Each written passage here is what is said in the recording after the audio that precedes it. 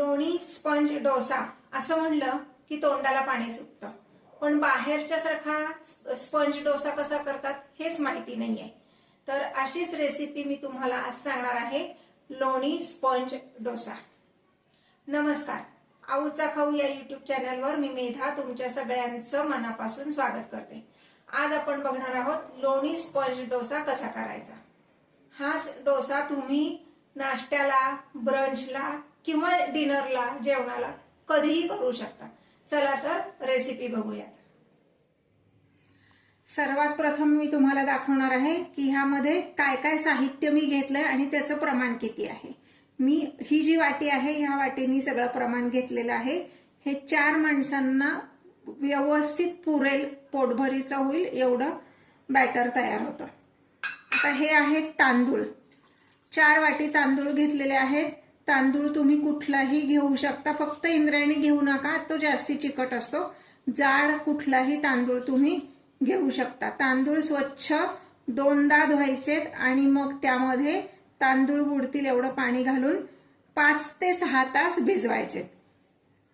त्यानंतर इथे मी घेतलेली आहे उडदाची डाळ 1 वाटी, म्हणजे 4 वाटी तांदूळाला 1 वाटी उडदाची डाळ आणि त्यामध्ये उडदाच्या डाळीतच मी अर्धा चमचा मेथी दाणा घातलेला आहे. उडदाची डाळ सुद्धा स्वच्छ धुवून घ्यायची आणि मग डाळ बुडेल एवढं पाणी त्यात घालायचंय आणि तांदूळा इतकंच, म्हणजे 5 ते 6 तास साधारण आपण हे भिजवणार आहे. त्यानंतर मी घेतलेला आहे इथे साबुदाणा. साबुदाणा घ्यायचा आहे अर्धी वाटी, तो पण स्वच्छ धुवायचा आणि साबुदाणा बुडेल एवढं पाणी त्यात घालायचं.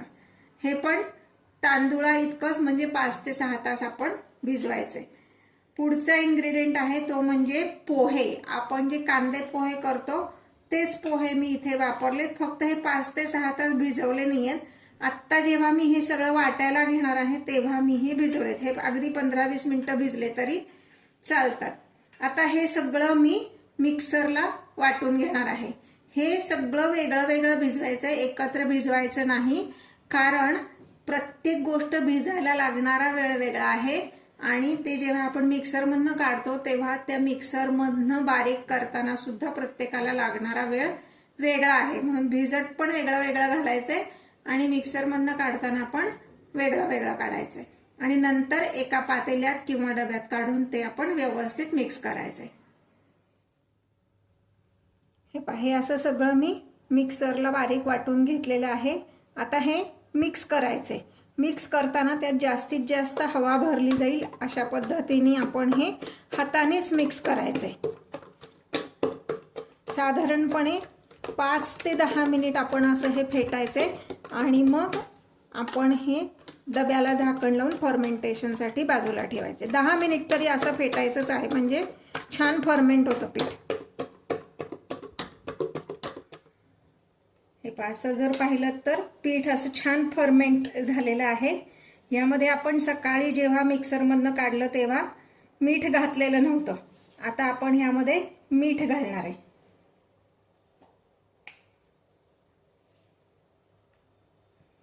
एक चमचा मीठ घालायचंय. हे व्यवस्थित हलवून घ्यायचंय आणि हे पीठ थोडंसं घट्ट आहे, ते आपण किंचित पाणी घालून पातळ करणार आहोत.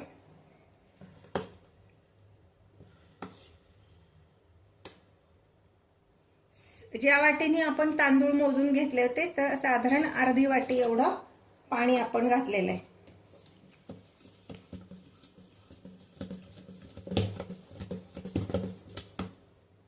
हे पहा, एवढी कन्सिस्टन्सी ह्याची आपल्याला हवी आहे. आता मी गॅसवर तवा तापत ठेवतेय. तुमच्याकडं बिडाचा तवा नसेल तर तुम्ही नॉनस्टिक तवा ठेवलात तरी चालेल. माझ्याकडे बिडाचा आहे म्हणून मी बिडाचा तवा तापत ठेवते.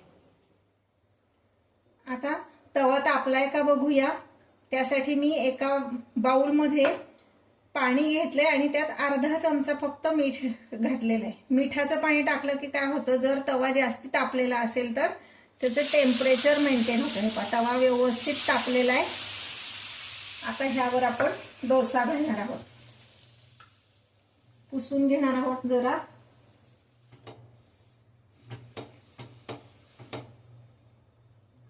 आता आधी ह्याला आपण तेल लावून घ्यायचंय. तेल लावताना काय करायचं, कांदा घ्यायचा, एका आपले जो काटे चमचे असतात ना त्याला टोचून घ्यायचा आणि कांद्याने तेल लावायचं. मी शक्यतो सिलिकॉन ब्रश वगैरे वापरायचं टाळते.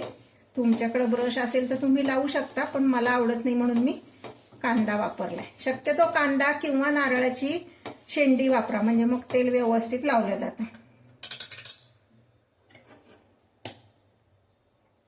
मी आता इथे एका पातेल्यात हे पीठ काढून घेतलेलं आहे. आता आपण डोसा घालतोय.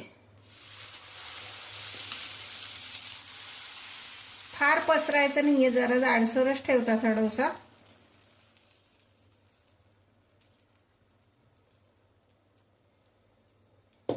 ह्याच्यावर आपण झाकण ठेवूया. हे पाता ह्याला थोडंसं व्यवस्थित शिजलं की मग ह्याच्यावर लोणी घालायचं. हे शिजण्याच्या आधी जर तुम्ही लोणी घातलं तर ते व्यवस्थित त्याला जाळी पडत नाही. लोणी तुम्हाला किती हवं त्या प्रमाणात तुम्ही घालू शकता. थोडंसं कडेनी पण सोडायचं, म्हणजे मग व्यवस्थित डोसा निघतो. एरवी बाकीच्या डोशाला आपण तेल सोडतो, इथे आपण म्हणतानाच लोणी स्पंज डोसा म्हणलंय, त्यामुळे इथे मी लोणी सोडले. हे पहा, असं उलटण्याने व्यवस्थित आपण हे काढून घेणार आहोत.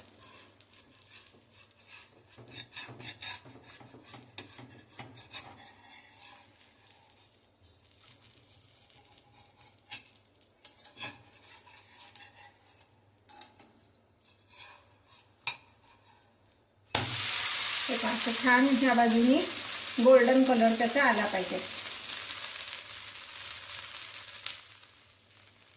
हा डोसा शक्यतो दोन्ही बाजूनी भाजायचा, म्हणजे छान टेस्टी होतो. आता दुसऱ्या बाजूनी पण व्यवस्थित झालेला आहे. हा असा निघतोय छान. आता एका ताटलीत मी हा काढते.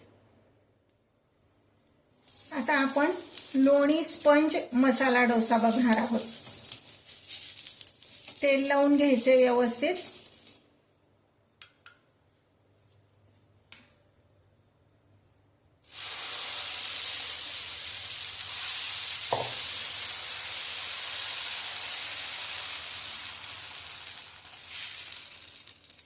असं छान पसरून घ्यायचं आहे. ह्याच्यावर आपण झाकण ठेवणार आहोत. आपण बाहेर जेव्हा बघतो तेव्हा झाकण ठेवत नाहीत, कारण त्यांचं खालची भट्टी म्हणजे गॅस पण मोठा असतो, तवा मोठा असतो. त्या सगळ्या ह्याच्यात त्यांनी झाकण नाही ठेवलं तरी चालतं. आपल्याला आपण सगळं छोट्या प्रमाणात करतोय, त्यामुळे ते शिजण्यासाठी आपल्याला झाकण ठेवावं लागणार आहे. हे पहा, आपण 1 मिनिटासाठी झाकण ठेवलेलं होतं. आता आपण ह्याच्यावर मसाला घालणार आहे. मसाला म्हणजे काय तर बटाट्याचीच भाजी असती, पण ती एकदम स्मॅश केलेली असती. ती तुम्हाला अशी पसरता आली पाहिजे व्यवस्थित सगळीकडे. भरपूर घालायची. बटाट्याची भाजीचा व्हिडिओ ऑलरेडी मी अपलोड केलेला आहे.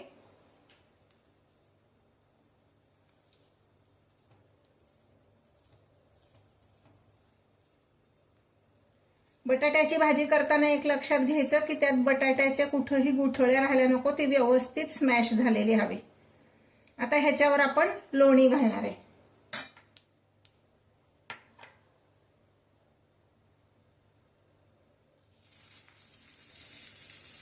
शक्यतो घरचं लोणी वापरा, त्याची टेस्ट खूप छान येते. हे पहा, हा मसाला घालून आपला डोसा तयार आहे. सगळीकडनं असा व्यवस्थित निघतोय. हा आता मी एका प्लेटमध्ये काढून घेते. हे पहा, हा आपला मसाला स्पंज डोसा तयार आहे. चटणी बरोबर आपण हा सर्व करणार आहे. चटणीचा व्हिडिओ पण ऑलरेडी अपलोड केलेला आहे, तो बघा आणि त्याप्रमाणे चटणी करा. हे पहा, हा आपला साधा लोणी स्पंज डोसा तयार आहे. ह्याच्याबरोबर बटाट्याची भाजी आणि चटणी असं आपण सर्व करणार आहे. बटाट्याच्या भाजीचा आणि चटणीचा व्हिडिओ ऑलरेडी अपलोड केलेला आहे, तो बघा, म्हणजे मग तुम्हाला रेसिपी व्यवस्थित कळेल.